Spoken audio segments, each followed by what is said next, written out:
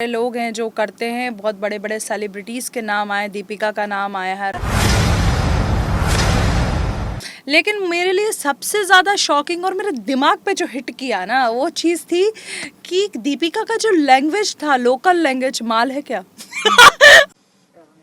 Mic check 1 2 3 check. Alright, Arshi ji, सबसे पहले तो हम देख रहे हैं कि लॉकडाउन में सारी दुनिया घरों के अंदर है, लेकिन अर्शी जी अपना काम बैक टू बैक धीरे धीरे हम देख रहे कर रहे हैं, डबिंग कर रही है आप। तो थोड़ा सा कुछ बताना चाहेंगे कि क्या है ये, क्या शो आने वाला है, क्या धमाका करने वाली है आफ्टर Yes. लॉकडाउन के बाद? एक्चुअली शो पहले ही स्टार्ट हो जाता, लेकिन ये लॉकडाउन हो गया और हमको भी कोरोना की वजह से हमें सबको अंदर घर पर रहना पड़ा। तो डेफिनेटली अब शोज़ अनलॉक प्रक्रिया स्टार्ट हो गई है, तो सारे काम भी स्टार्ट हो गए हैं। तो मेरा वेब सीरीज़ एक शो है डिजिटल प्लेटफॉर्म के लिए जो आने वाला है, और बहुत कॉमेडी है। और जैसी मैं बिग बॉस में थी, छलनी टाइप की, एंड वैसी एक क्रिश्चियन लड़की है, और बहुत मज़ा आएगा, बहुत मज़ा, मतलब मुझे देखकर मज़ा आया। तो मैं ये सोचती हूँ कि जब आप खुद उस कैरेक्टर को करते हो और अगर आपको फील आ रहा है कि वाकई में मज़ा आ रहा है, तो फिर पब्लिक को भी मज़ा आएगा, पक्का है। एंड रहा सवाल लॉकडाउन का, तो फिर मैं अपने घर गई और मैं 6 महीने तक लॉकडाउन था, और अपनी फैमिली के साथ 4-5 साल के बाद वक्त गुजारा, खूब अच्छा खाना खाया, दैट्स इट। और अब वेब सीरीज शूट स्टार्ट। जी जी। सो कुछ ज़रा बताना चाहेंगे आप कि लॉकडाउन में सारी दुनिया अपने घर में थी, क्या कुछ नया सीखा अर्शी जी ने एंड अपने घरों में रहकर? बहुत सारी चीज़ें सीखी मैंने घर में, झाड़ू लगाना, पोछा लगाना, बर्तन धोना, बहुत सारी चीज़ें जो बिग बॉस में किया करते थे, और यहाँ भी बहुत मज़ा आया घर के अंदर। रोज़ झाड़ू लगाओ, रोज़ पोछा लगाओ, और खाना बनाओ अपने लिए खुद, बिकॉज सर्वेंट ऊपर नहीं आ पा रही थी। और जब घर गए तो फिर वो ऐशो आराम वाली ज़िंदगी, और देखो गाल वाल निकल गए आराम से, हेल्दी खाना खा खा के घर का। जी। बहुत चीज़ें सीखने को मिली। एंड जैसा कि इन दिनों हम देख रहे हैं कि लॉकडाउन के बाद जो है दुनिया जो है बदल चुकी है। हम देख रहे हैं कि बहुत सारी बातें चल रही है, किसी के ऊपर ड्रग्स की बात चल रही है एंड किसी को बदनाम किया जा रहा है। कंगना रनावत हम देख रहे हैं जिस तरह से धड़ल्ले से बात कर रही है ना, पायल घोष का लेटेस्ट। कैसे देखती है इन सारी चीज़ों को? पहले तो 1 बाय 1 ड्रग्स की बात करेंगे, जिस तरह से ड्रग्स का 1 बाय 1 लोगों का नाम आ रहा है। एज एन सेलिब्रिटी कैसे देखती हैं अर्शी जी? देखिए, ड्रग्स इंडस्ट्री के अंदर आना मेरे लिए शॉकिंग नहीं है, और बहुत सारे लोग हैं जो करते हैं, बहुत बड़े बड़े सेलिब्रिटीज़ के नाम आए, दीपिका का नाम आया है, रकुल का नाम आया है, श्रद्धा का, सारा का, बहुत सारे लोगों का नाम आया है। लेकिन मेरे लिए सबसे ज़्यादा शॉकिंग और मेरे दिमाग पे जो हिट किया ना, वो चीज़ थी कि दीपिका का जो लैंग्वेज था, लोकल लैंग्वेज, माल है क्या?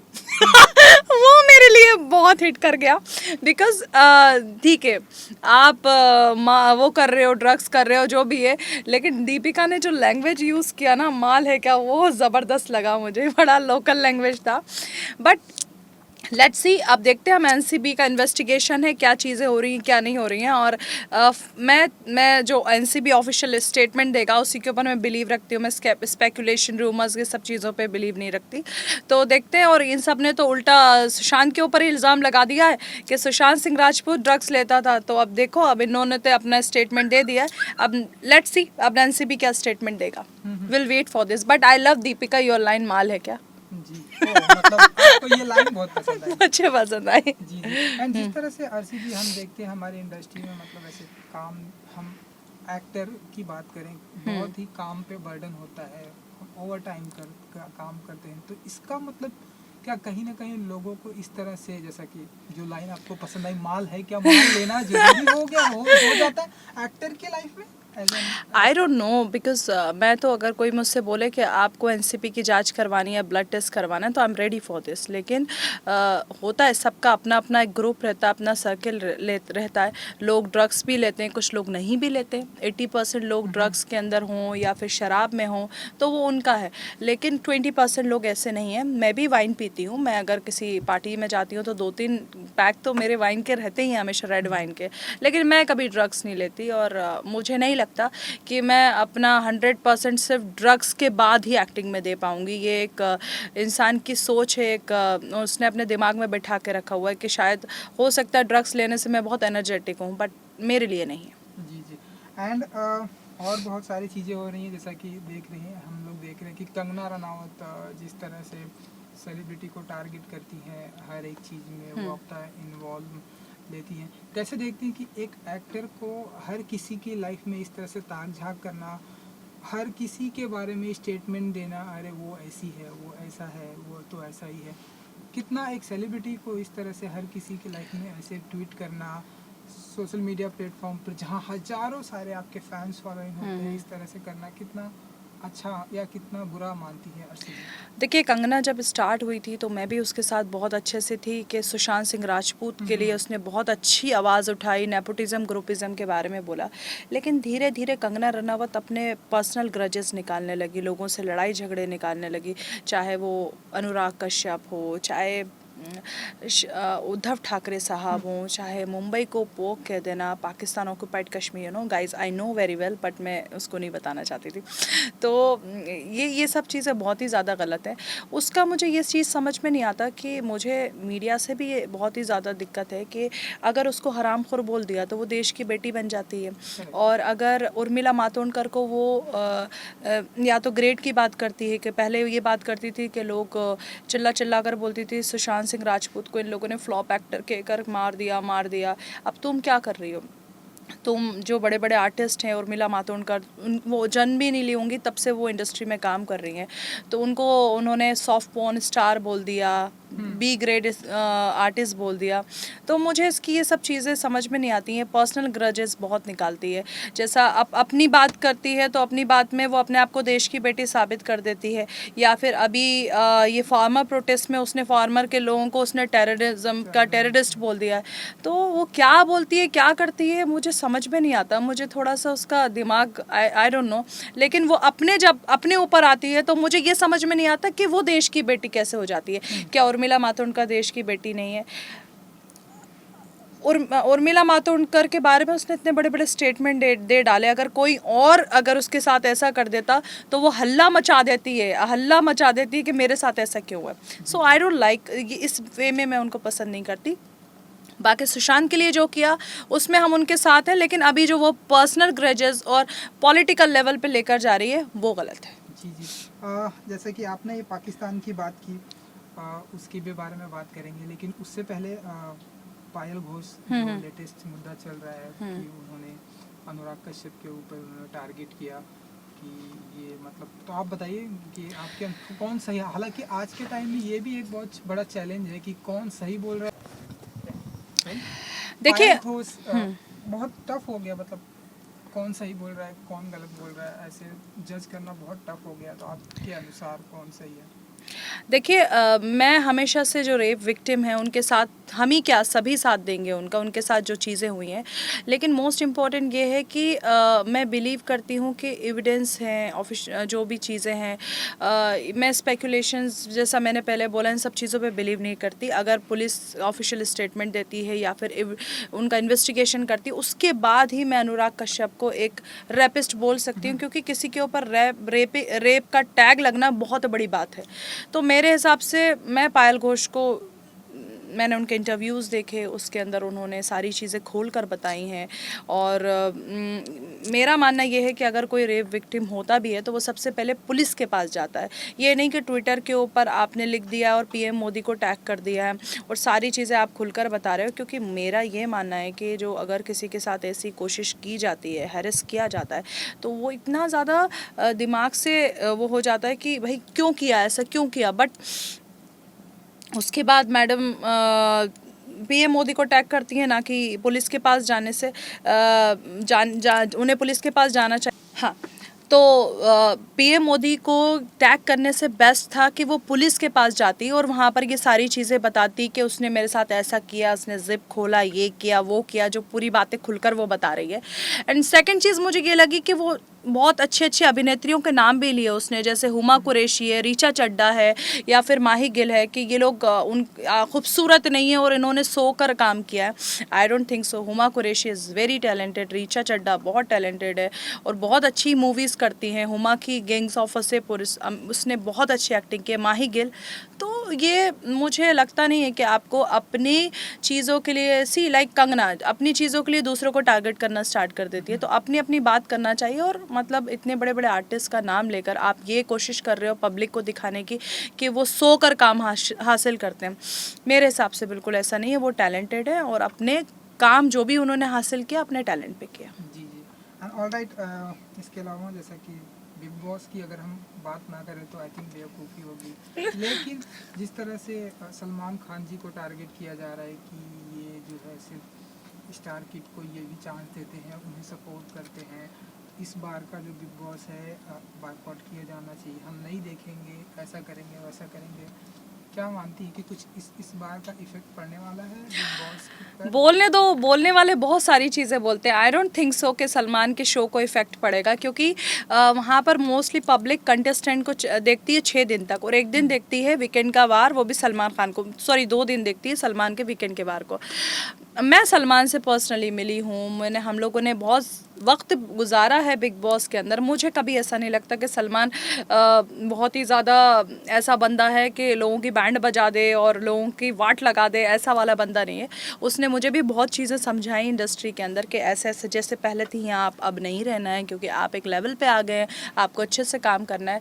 और रहा सवाल स्टार किड्स का, देखिए सब अपनी फैमिली के लोगों को आगे लेकर आते हैं, और ऐसा नहीं है, लेकिन आउटसाइडर टैलेंट मोस्ट इम्पॉर्टेंट रहता है। बहुत सारे ऐसे बड़े बड़े सुपरस्टार हैं जिनके बच्चे घर में अभी बैठे हुए हैं, जिनके पास टैलेंट नहीं है, लेकिन आउटसाइडर आते हैं, जैसे अमिताभ बच्चन है, शाहरुख खान है, ये सब आए हैं और उन्होंने अपना टैलेंट दिखाया और सुपरस्टार बन के बैठे आउटसाइडर से। तो मेरा ये मानना है कि टैलेंट, लास्ट में टैलेंट ही आता है और वो ही आगे लेकर जाता है। सलमान खान का मुझे नहीं लगता कि ये लोग कितना भी ट्रोल करें, सलमान खान का नाम ख़राब करें। मैं एविडेंस पे बिलीव रखती हूँ। अगर तुम्हारे पास चीज़ें हैं, प्रूफ हैं, तो सामने लेकर आओ कि सलमान ने सुशांत के साथ ऐसा किया। वही र्यूमर चल रहे हैं, ब्लेम कर रहे हैं, गाली बक रहे हैं। मेरे ही पूरे इंस्टाग्राम को गंदी गंदी गालियों से भर दिया है इन लोगों ने। तो मुझे नहीं लगता, सलमान के हेटर्स से ज़्यादा उसके फैंस हैं और उसको वीकेंड के वार पे डेफिनेटली सपोर्ट करेंगे। उसको प्यार करने वालों की मुझे नहीं लगता है कमी है, क्योंकि मैंने जितना देखा है, ये कितना भी करने की कोशिश करे, कितना भी फेक ट्रोलिंग करवाने की कोशिश करें, उसके इंस्टा के ऊपर गंदी गंदी गालियाँ बकते रहें, मुझे नहीं लगता कि उसके बिग बॉस पर असर पड़ेगा। मुझे नहीं लगता। मुझे नहीं भी नहीं लगता। हाँ, इस बार के कंटेस्टेंट को कुछ कहना चाहेंगी आरसी जी, आपकी तरफ से कुछ टिप देना चाहेंगी या कुछ कहना चाहेंगे? देखिए इस बार कंटेस्टेंट जो भी आएंगे, देखिए इम्पॉर्टेंट यही रहता है कि कितने स्ट्रांग है। हमारा सीज़न हिट गया, BB12 फ्लॉप गया, BB13 हिट गया, तो डिपेंड करता है कंटेस्टेंट कैसे हैं। सलमान अपना वीकेंड का वार जैसा करना है वैसा ही करेंगे, लेकिन जो 6 दिन 5 दिन चलता है वो ज़्यादा इम्पॉर्टेंट है। उसमें पब्लिक कनेक्ट होती है, अपने अपने जो सपोर्टर्स हैं वो कनेक्ट होते हैं। तो लेट्स सी। देखिए एक्स कंटेस्टेंट मैंने सुना है कि बिग बॉस के अंदर आ रहे हैं, लेकिन वो आते हैं और उनके ऊपर ज़्यादा फोकस नहीं होता है, क्योंकि पब्लिक अपने सपोर्ट जो कंटेस्टेंट है उनके ऊपर ज़्यादा फोकस करती है। वो सिर्फ आते हैं, राय देते हैं और अपना मशवरा देते हैं, मैच्योरिटी वाली बातें करते हैं, उन निकलते चले जाते हैं। और मेरा ये मानना है कि अगर मैं वहाँ पर जाती हूँ तो मुझे गेम पलटना है, मुझे ना बैंड बजानी है। मतलब मैं ये नहीं सोचती कि तुमने गलत किया, तुमने गलत किया, लेकिन है ना अभी वहाँ पर, ठीक है, अच्छा कर रही है, माँ बनी है, बेटी बनी है, जो भी है ना वहाँ पर, मुझे गेम पलटने का शौक़ है। मुझे ऐसा लगता है कि अगर इसने इसके साथ ऐसा किया तो क्यों ना टर्न कर दो टेबल को और इसकी बैंड बजवा दो। तो ये आना चाहिए, ये ट्विस्ट आना चाहिए।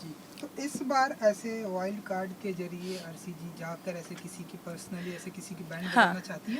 बिल्कुल, कलर्स बुलाएंगा तो हम ज़रूर जाएंगे। उन्होंने हमें बनाया और हम हमेशा उनके लिए साथ खड़े हैं, लेकिन मैं ऐसे मशवरे के लिए नहीं जाऊंगी। जैसे वीकेंड के वार पे वो जो पॉज दे देते हैं या फिर रोबोट बना के खड़ा कर देते हैं और आप जाकर उनको बातें सुना देते हैं, आई डोंट लाइक इट। मुझे बात सुनाना भी है और उसकी बात सुननी भी है, वो चाहता क्या है और मैं उसको क्या करवाना चाहती हूँ वो करवाना है मुझे। ऐसा नहीं कि मैं एक यू नो लाइक सेलिब्रिटी की तरह जाऊँ, अपने आप को दिखाऊँ, जाकर बातें करूँ, तुमने ये गलत किया, तुमने वो नहीं, तुमने ये गलत किया तो तुम्हें भी और गलत करो और करके दिखाओ इसके साथ अच्छी अच्छी जो भी चीज़ें करनी है, तो वो इम्पोर्टेंट है। जी जी। एक आखिरी सवाल मेरी तरफ से ये कि जब सारी दुनिया कहे आरसी जी को तो समझ में आता है, लेकिन जब पढ़े लिखे लोग आरसी जी को कहते हैं कि आप अफगानिस्तान से हैं, आप पाकिस्तान से हैं, मैंने भी देखा, मैंने भी सुना कि इतने बड़े प्लेटफॉर्म पर जब ऐसे लोग कहते हैं कि आप अफगानिस्तान से हैं, आप पाकिस्तान से हैं, ऐसे लोगों को क्या कहना चाहेंगे आप? या सोशल मीडिया पे भी मैं अभी जस्ट पढ़ रहा था कि आप अफगानिस्तान से आई हैं, जी आप जी। पाकिस्तान से हैं,